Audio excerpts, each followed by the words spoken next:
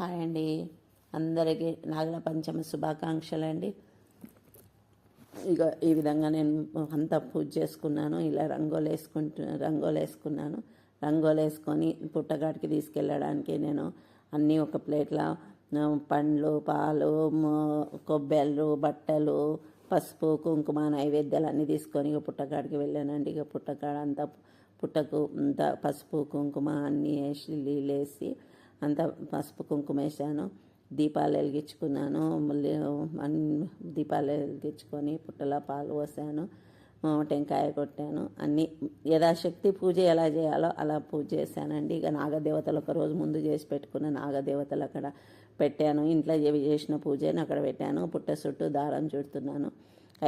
ఐదు పోగులు చుట్టానండి.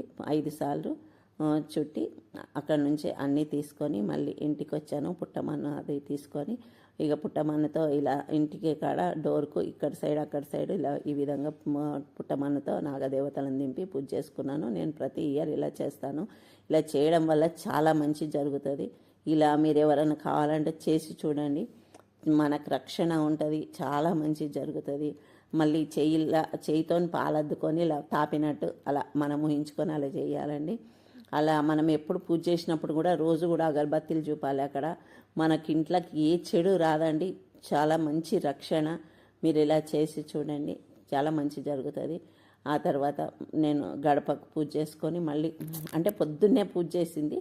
మళ్ళీ తర్వాత పుట్టకాడికి వెళ్ళి వచ్చి పుట్టకాడికి వెళ్ళి కొన్ని మిగిలించుకోవాలి. ఆ పాలు వేయాలి, పసుపు కుంకుమ పాలు మళ్ళీ పువ్వులు. మనం ఏమేం నైవేద్యం తీసుకెళ్ళామో ఆ నైవేద్యం అంతా కూడా నేను మళ్ళీ గడప కాడ కూడా పెడతానండి. మళ్ళీ ఆ గడపను కూడా అలా పూజించుకొని మనం గడపకు కూడా అన్నీ పెట్టాలి.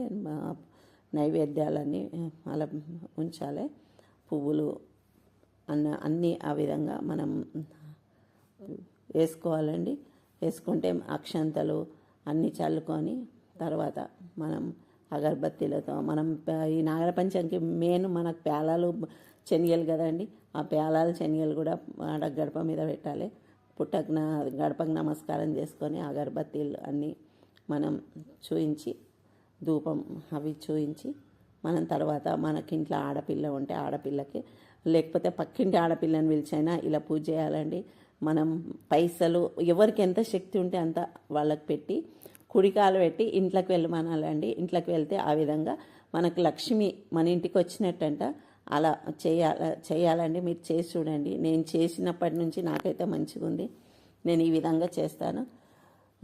ఈ విధంగా మొక్కాలే, ఈ విధంగా బట్టలు అవి నేను ఇచ్చాను. ఉంటే ఇవ్వచ్చు, లేకపోతే పైసలు ఇచ్చాను వాళ్ళతో మనం ఆశీర్వాదం తీసుకోవాలి. మా సైడ్ ఈ విధంగా చేస్తారండి. నేను ఈ విధంగా చేస్తాను నా పద్ధతిలో. ఇది ఈ విధంగా చేసుకొని మనం లక్ష్మీదేవి ఇంట్లోకి పోయినట్టు అనుకొని ఊహించుకొని వాళ్ళని అలా పంపించాలి. Thank you.